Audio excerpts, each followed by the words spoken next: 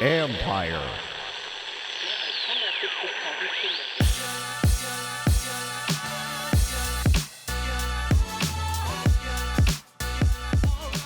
Welcome to the first edition of College Park. My name is Kevin McLinton, former University of Maryland basketball player, and I'm joined with my brother, Darren McLinton. What's going on, man? How you doing? I'm doing okay, man. How about yourself? All right, man. I'm excited about this. We bring the heat when we start talking. Absolutely, hoops, so. Absolutely. This is going to be fun. It's going to be good for us from a standpoint of just getting into Maryland basketball. What's Maryland basketball about? The season they're having so far. And then also being able to talk about the past, talk about past players, past teams. So I'm looking forward to it, being a Maryland alum. Me too, man. I grew up a Maryland basketball fan as well as Georgetown, but specifically Maryland, and I used to come to your games, and I used to get really, really hyped, back over at Coldfield. I remember. You know that. So, and then went on to play at James Madison University for Lefty Driesell, the famous Maryland coach, Hall of Fame coach, and I'm ready to kick it, man, and really, really get into this season. Let's dive into this season and break down what's going over there in College Park. They're sitting right now ranked 15th in the country. They climbed up 2 spots. They were 17th, and they're on a 3-game winning streak. Just won 2 on the road. Yeah. They're a little inconsistent, in my opinion. They're up and down, and let's get into what is going on the road. They're 11-0 on the road and 2-4. I mean, 11-0 at home. Excuse me, 11-0 at home 2-4 on the road. Yeah. So, as we all know, March Madness happens at neutral sites. So they're going to have to become more consistent. They're going to have to shoot the ball better. The inside-outside combination of Cowan and Stick Smith is really coming into its own. Sticks has been playing lights out lately. Yeah. He leads them in three-point percentage at 43%. That's one thing. And I personally deal with Anthony Cowan. He's one of the guys that I help train and work out. Yeah. And, we're constantly talking about, the mental approach to the game and getting him to be the leader that I know he is. And, he's been making a valiant effort of getting Sticks more involved. Yeah. And Sticks is stepping his game outside the arc, and I think he's an inside-outside dual threat, and he's turning himself into a very nice prospect. I think what he's doing is Sticks is taking on the responsibility. I think at the beginning he was allowing himself to try to fit in and pick his spots where he would be be aggressive and attack. But now I think he's taking it upon himself to say, you know what, I got to be the man. Right. I have to help Anthony. We're struggling, especially in the half court. They struggle in the half court.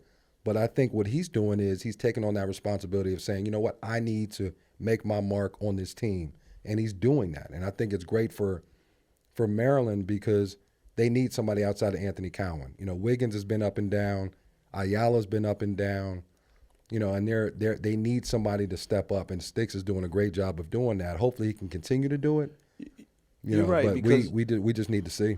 Last year he came in as an All-American, McDonald's All-American, and he was playing alongside Bruno. Yeah. And Sticks is more comfortable, especially in high school, he was more comfortable around the basket. And then Bruno was taking up that territory. And so Turge found a way to play them together. But if you can remember, last year they didn't play together that much. Right. Because Sticks hadn't developed his perimeter game and his facing the basket game yet. So he took that year and kind of developed and found his way. And this year, like you said, it's time for him to step up. And I think he's doing a great job. We've got to get some consistency out of those wings, man. We got to get Wiggins. Wiggins, everybody's saying he's probably he's got the highest ceiling out of everybody on that team. I think so, yeah. With his combination of outside shooting and athleticism.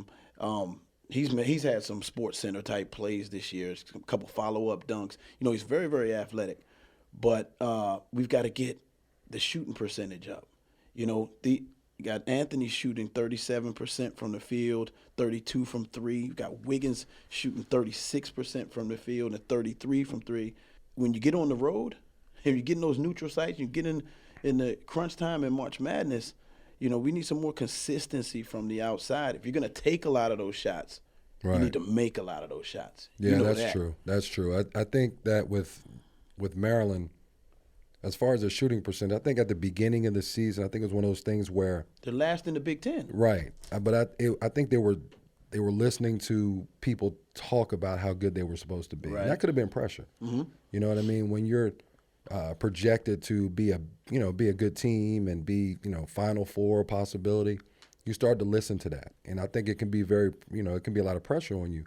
So I think now they're starting to figure it out. I think they're relaxing, and I really saw it the second half of the Northwestern game. They were down early, but I started to see them impose their will, especially in the second half, where they started to really trap and switch and really calling out the screens and bumping screens and all that.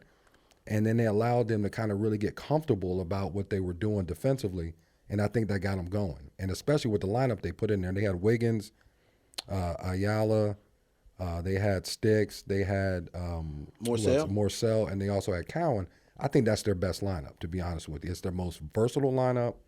It's not the biggest lineup, but in the Big Ten, Morcell plays bigger than he is. Morcell plays bigger. He does, and he's tough as nails. He does, yeah. And Wiggins does too. Wiggins plays big when he needs to play big.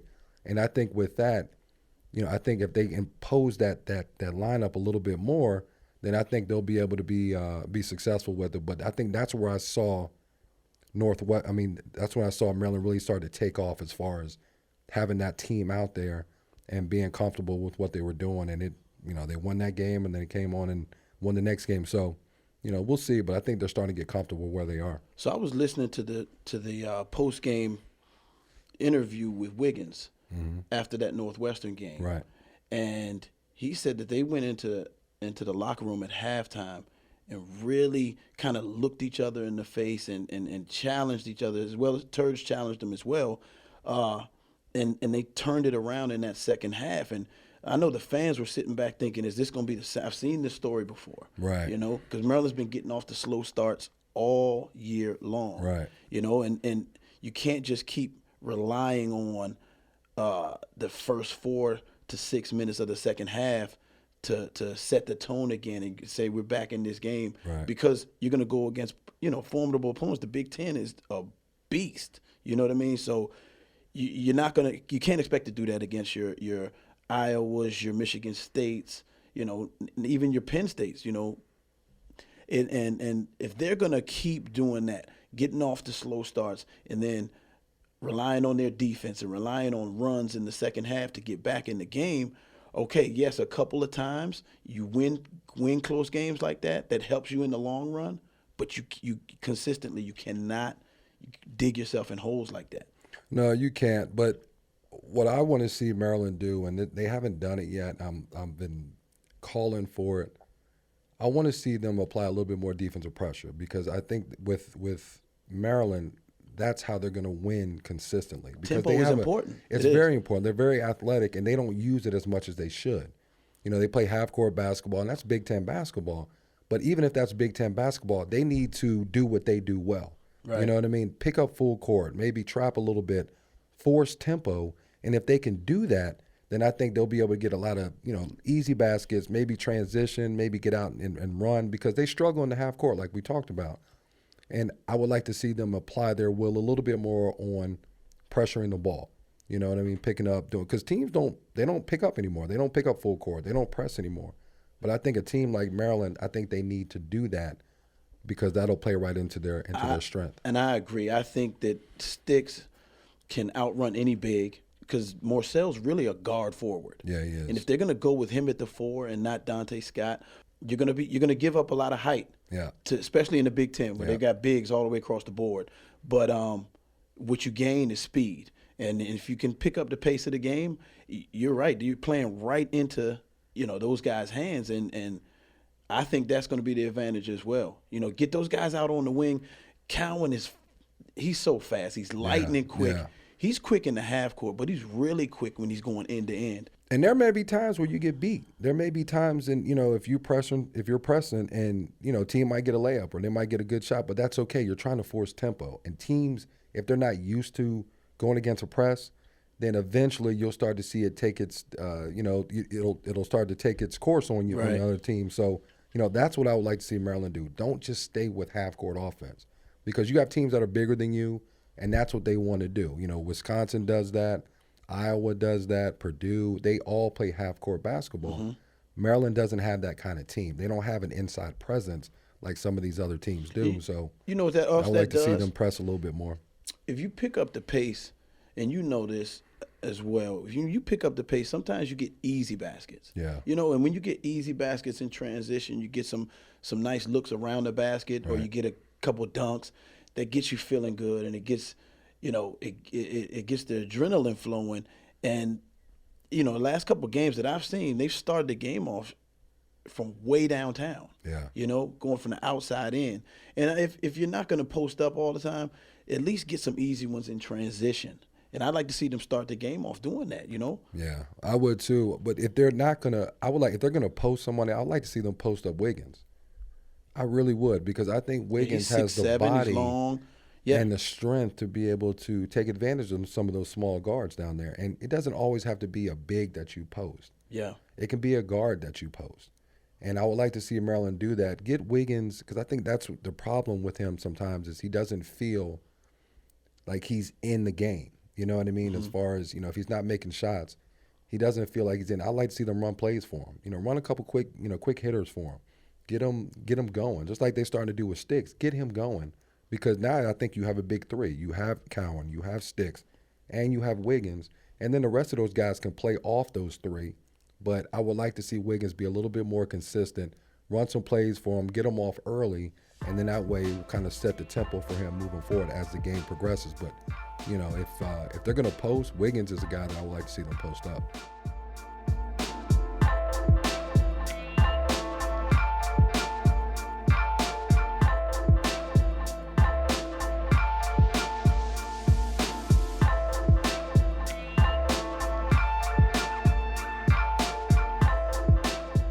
What do you think about Ayala, man? Is this a sophomore jinx, or is it because he's now on, he's in his second year, now he's more on other teams' radar and the scouting report, or is it just a slump, because he's got to step it up. Last year he was very, very solid from outside. He shot about 43% for the season.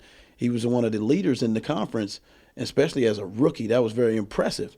So I know, Maryland Nation is expecting, a repeat performance in his sophomore year, and he's been a little up and down, but more so on the downside this season. He still plays hard, and I do like that about him. He's got good size, and he's a smart player. He's a very cerebral player. Yeah. I just like to see a little more production out of him on the offensive end. I think he's lost a little bit of confidence, and I think every player at some point goes through that where they lose some confidence in themselves. And so I would like to see somebody like Anthony go up to him and talk to him, and maybe he's done it. Maybe Turge has talked to him. But I think he needs that support from his teammates, because your teammates know when you're struggling, and they know kind of what it does to you as a player. So I like to see, hopefully they talk to him a little bit about it, but he's going to be big for them. Yeah. He plays a couple different positions. Sometimes they put him on the ball. Sometimes they play him off the ball. So that alone is value in the team and what he needs to bring, because they can play Anthony off and let him score, or he can play off the ball and look for his shot. So he has a very big responsibility for this team, and it doesn't necessarily have to be about him scoring. We would like to see him score, but if he doesn't score, he can still bring other facets to the game that are important. But right. I think it's just a confidence thing with him, and I think he just needs to, as long as they're winning, it's a lot easier to be struggling, because now you're not looked upon to be, all right, we need to get these points out of you. If you're winning and you're struggling, then it's easier for you to work your way out of it eventually, and hopefully that'll be what he does in these next couple of games. But they need him. Did you ever hit a rough patch like that when you were playing? Oh, yeah. Yeah? Yeah. Did Wiz, get in your ear? Did he stay in your ear? I know y'all were close, man. Yeah, he did. I mean, the thing about it was you have to figure it out on your own. I mean, you have to get outside of your head, and because you think every single shot is everybody's looking at you because they know you're struggling, and you're trying your best to work your way out, whether or not you try to fix something, you get extra shots in the gym, whatever you do, you're trying to do something to help yourself out. But when you get into the game, you all of a sudden you go back to the fact that you're struggling. All you need is, it could be a bank shot, or it could be a lucky shot that goes in, and that can get you going. But your teammates are important because they see it. They see the stress on your face. They see the stress in your game. And what what Walt used to tell me is, don't worry about it, man. Let the game come to you. Allow yourself to do the other things that you do well, and eventually, that part of your game will come back. But I remember I talked to him. I talked to Cedric Lewis. I've talked to, Evers Burns. So a lot of players, when they see you struggling and they know you're trying hard as I don't know what to really work your way out of it, it's always good to have that support. And so hopefully Eric is getting that support from his teammates, but because they know the value he brings and how important he is to that team. So I'm sure somebody's been in his ear. You know what? What? I was a killer, man. I don't know if I can No, remember I've seen when games. I struggled. I've seen games where you struggle, man. I've seen games Not where you mentally. struggle. Maybe the ball wasn't going in, but I always felt like the next one was going in. But that was me. Yeah, that's true. I mean, you had a lot of confidence in your game and a lot of confidence in your offensive abilities. So I'm sure it was one of those things when that ball went up and didn't go in, you were waiting for the next chance to put it up. So, but it all depends. It depends on how you mentally, how strong you are. And, if you're able to overcome that adversity and allow yourself to know, just tell yourself, you know what, I still have to bring something to the table. On the bright side of things, man, you're sitting at 16-4. You're last in the Big Ten in field goal percentage. You're second to last in three-point field goal percentage.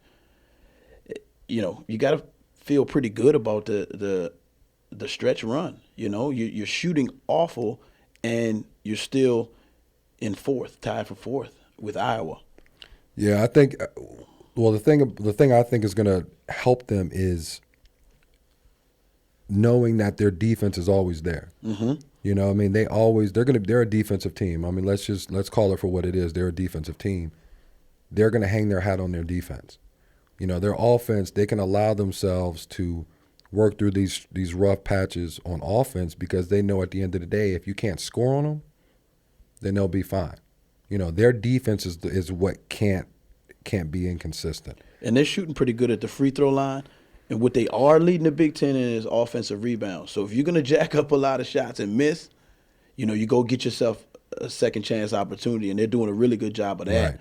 Right. And when they do get fouled, they're cashing in at a pretty good rate.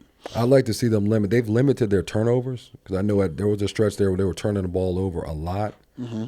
So they're starting to limit their turnovers a little bit, allowing themselves to get shots at the basket. All you want to do is get looks. When you turn the ball over, those are times you don't get a look at the basket. So as long as they're getting looks, even if they're not making them, that's okay. You're getting looks. And eventually the ball is going to go in the basket, but you got to maintain that consistency on the defensive end. Where Maryland really struggles is when they're not doing well on defense. Right. Because they have a very good defensive team, and they have to continue that because they're gonna have times where they can't score.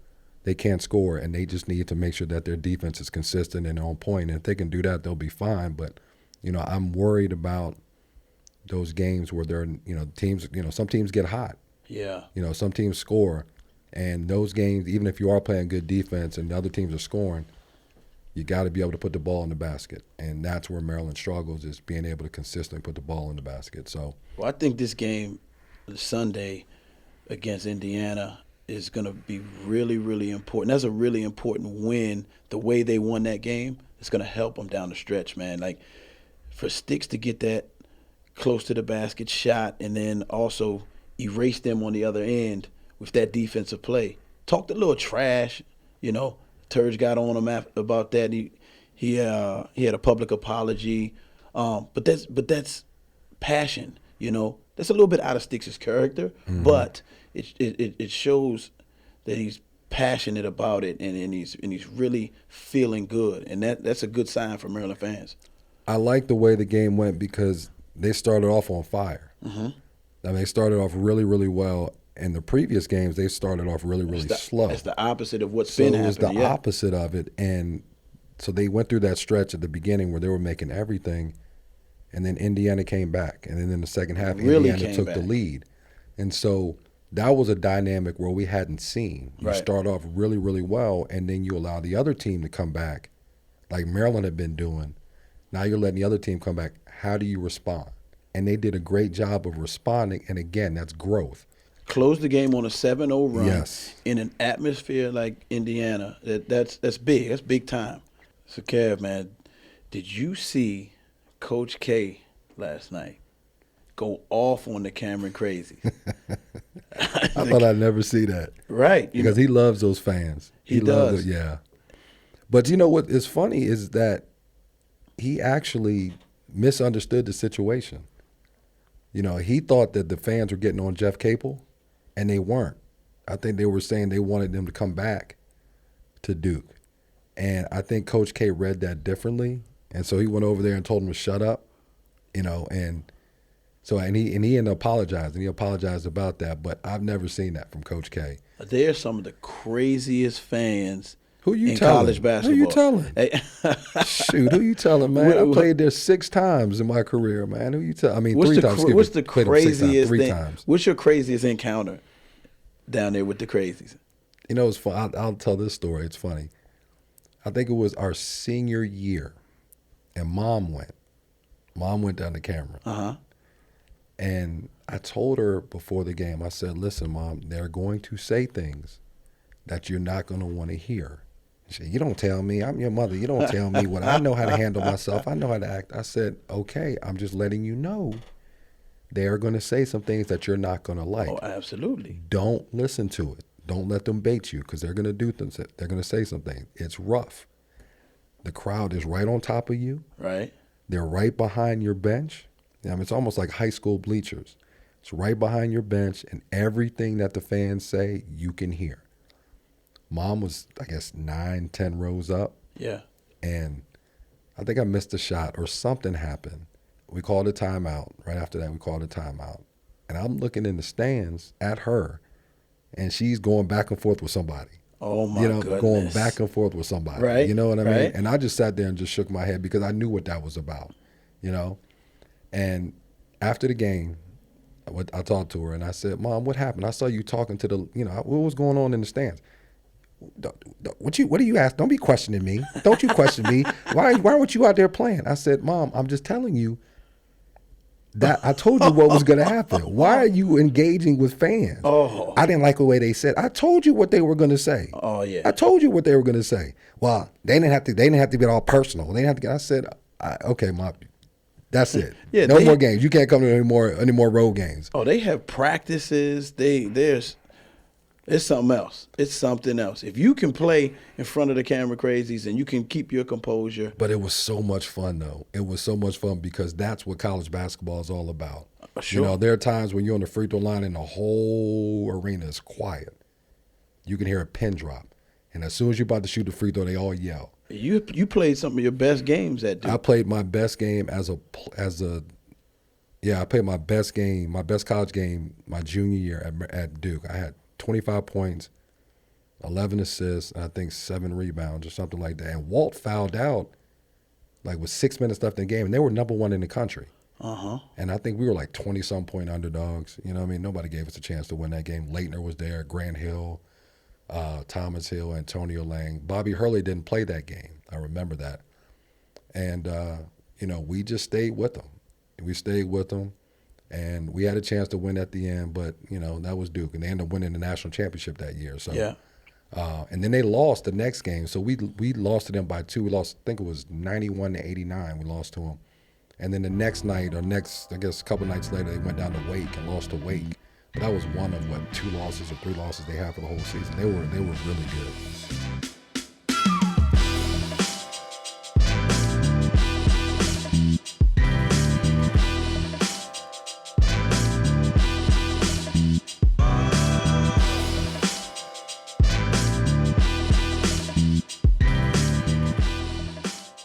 So, D, we had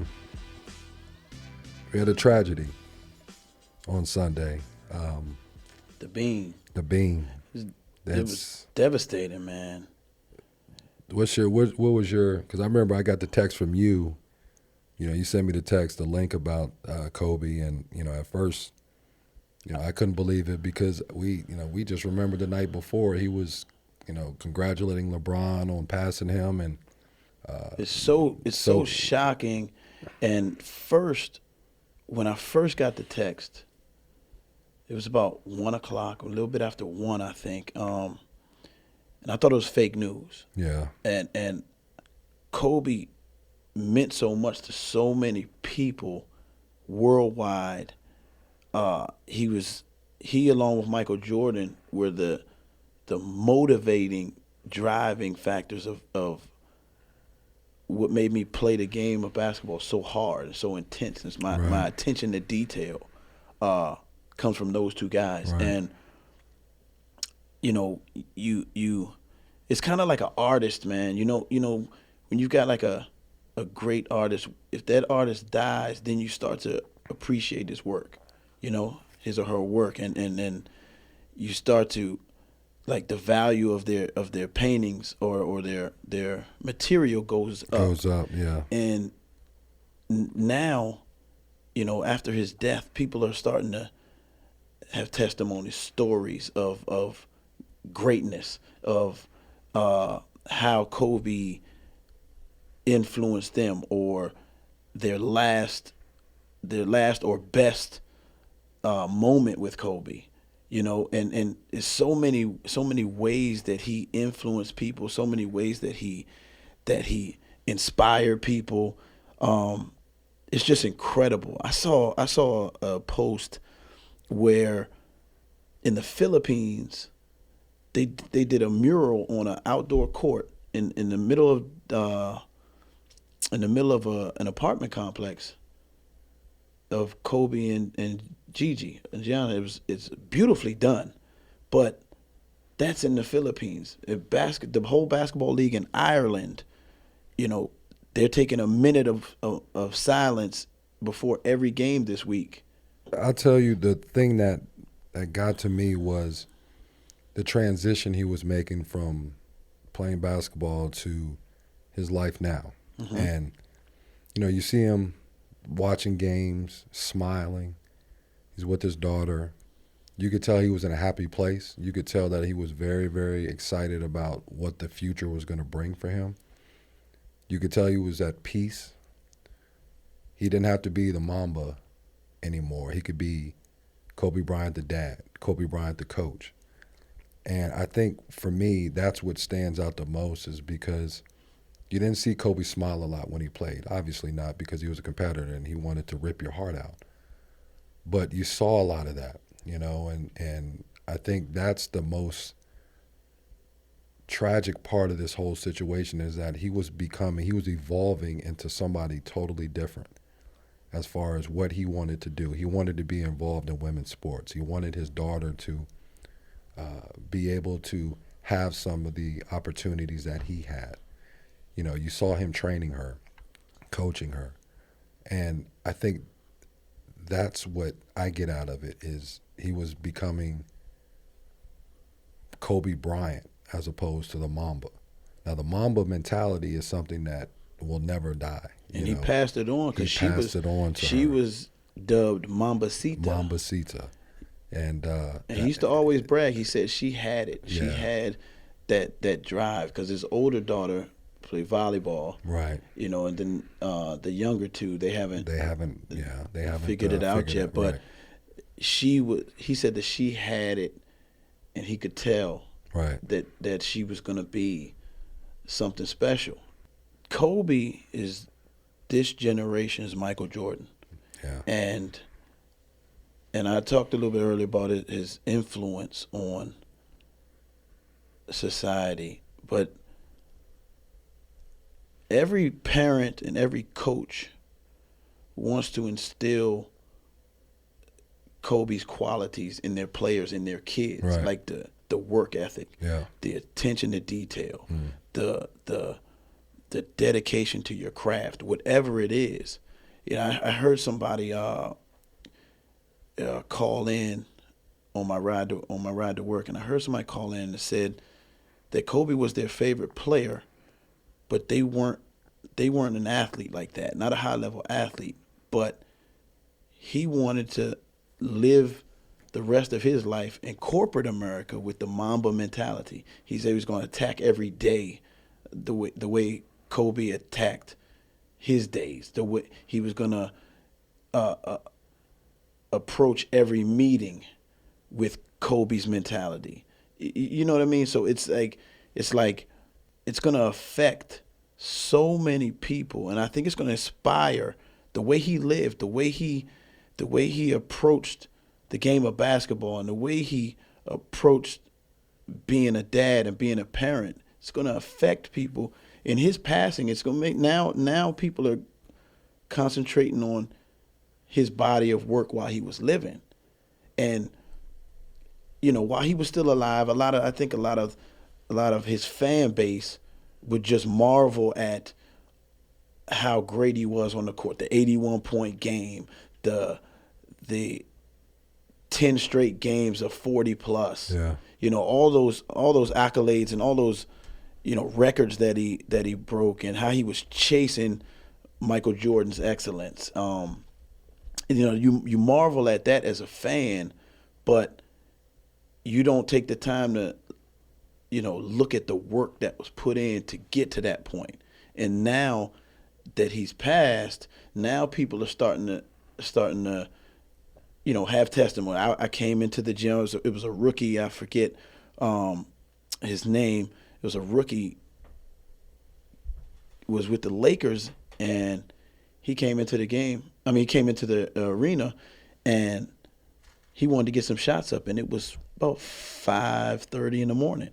He was trying to get ahead of the game, and Kobe had already been in there for an hour and a half. It's things like that. Yeah. And now he's talking about that experience with Kobe Bryant. Another guy talked about he went in the weight room and everybody was lifting weights except for Shaq and Kobe. And he went over to Shaq and he said, Shaq, man, why you ain't lifting? What's going on? Right. And Shaq said, hold on. He put about 3 or 4 plates on each side and just Right. popped 20 reps. Right. And he was like, and slammed it down, said, this is why I'm not lifting. Then he went to Kobe and was like, what's up, Kobe? Why you not lifting? Kobe said, I've been finished. I did that Right. 4 o'clock this morning. Right. What's funny is when Kobe got into the league, how people were kind of turned off by him. I guess they called it an arrogance. Cocky kid from Philly, yeah. Right. I think athletes call it an athletic arrogance. And, when you hear about the greatest player of all time, Kobe's name is never mentioned. It's either Michael Jordan or LeBron James. And I think the reason for that is because when Michael was leaving and Kobe was, kind of coming into his own, people saw Kobe's game or Michael's game in Kobe, Kobe's game in Michael. And I think we already have a Michael Jordan, and this kid's coming on trying to emulate his game. And I think that turned people off because there's only one Mike. Mm-hmm. And Kobe emulating his game, I hurt him because they didn't want to see another Mike. They'd already seen the original, they didn't want to see the sequel. And I think that's why people were turned off by Kobe, because his game was so much like Mike's, whereas LeBron's game is totally different. LeBron doesn't play like Mike. Mm-hmm. So I think the contrast in styles is what opens it up for who's the best. Kobe can't be the best because we already have somebody who plays like him. You know what I mean? We already have Michael Jordan. And I think that was, to my opinion, as to why people were so hesitant to accept Kobe for what he is. He has a little piece that he does. It's called Attention to Detail, right? With Kobe Bryant. Mm-hmm. And I remember DeMar DeRozan. He had asked after they were with USA Basketball together, and he asked him, could he come, work on his game with Kobe? And Kobe, of course, Kobe said yes, and he remembers the first day they got into the gym. They were working on turning over your left shoulder in the mid-post and shooting a little mid-range jumper. He said, DeRozan said, about an hour later, he looked at Kobe and was like, are we going to go into something else? He said, nah. You said you wanted to work on your game, right? So this is what we're doing today. So it's like his strive for perfection, an hour of the same move. You know, and that was Kobe. Kobe was 2 o'clock in the morning working on fades for long periods of time. And then you see him in the game and you see the finished product, but you didn't see the work that was put in, the tireless hours of attention to detail. One story, that was Kobe Bryant. One story, Wayne Pratt, Kevin Durant's father, told me this. We were talking about it yesterday, as a matter of fact. Because I asked him, I said, how's Kevin taking this? He said he's taking it really hard because he worked out with Kobe. And one of the drills they did, this is before they even practiced, you had to make 500 shots from 5 spots. You had to make 500. That's 2,500 shots that you have to make before you even start practicing. And then after that, you come back later on that day, 5 in the morning, you're doing this. You come back later on that day, and you have to do the same thing. So that's what, 5,000 shots that you have to make, not shoot. You have to make. I heard another story yesterday. Dwayne Wade was telling a story where Miami, when LeBron was in Miami with Dwayne Wade, and they played the Lakers, and apparently Dwayne Wade was hitting Kobe. Every time Kobe was shooting, he was hitting him on his arm, and the ref wasn't calling it. And Kobe was complaining about it. And Derek Fisher said that after the game, Kobe took one of the assistant coaches or what have you, stayed, and this is in Miami, stayed after the game in the arena, in Miami's arena, and had the assistant coach hit him on his arm every time he shot the ball. Because if they weren't going to call it, then he had to find a way to make him pay. So every single time he went to shoot the ball, he'd have the assistant coach hit him on his arm. Wow. Dwayne Wade and LeBron saw this. They're working out in Miami, in their arena, and that made LeBron and Dwayne Wade work. Because now you got an opposing player in your arena working, we got to go work. So not only did that inspire LeBron and Dwayne, but that also Kobe was trying to fix something or trying to work on something that he might need to conquer. He might need. So to have somebody just hit you in your arm while you're shooting the ball, that's Kobe Bryant. It's sad. It really is. It's, just that whole story, going down with his daughter, and I think about what those last minutes were, and it just, as a parent, we're both parents. I have a 13-year-old daughter. Yeah, and just thinking about that is just it's really, really sad. But the sun comes up every single day, and we just keep thinking about the good with Kobe and what he meant to the world, and hopefully his my condolences and prayers go out to everybody, all the families.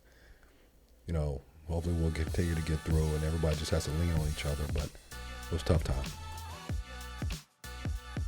Well, this has been fun. This has been a lot of fun. I think I'm excited about getting on the air with you every week and talking Maryland basketball, and we're gonna bring the heat, man. I know we are. Peel the layers back, man, and talk some good Maryland hoops, because it's nut cutting time. It's crunch time of the season, and I'm really excited to see and anxious to see how Maryland fares down the stretch going into the Big Ten tournament as well as the NCAA tournament, man. They could be here or they could be here. So it's gonna be interesting to see. Yeah, I'm ready to talk about it. All right. Well, we'll have a lot more to talk about next week. For Darren McLinton, this is Kevin McLinton. Look forward to seeing you all. Talking to you all next week from College Park.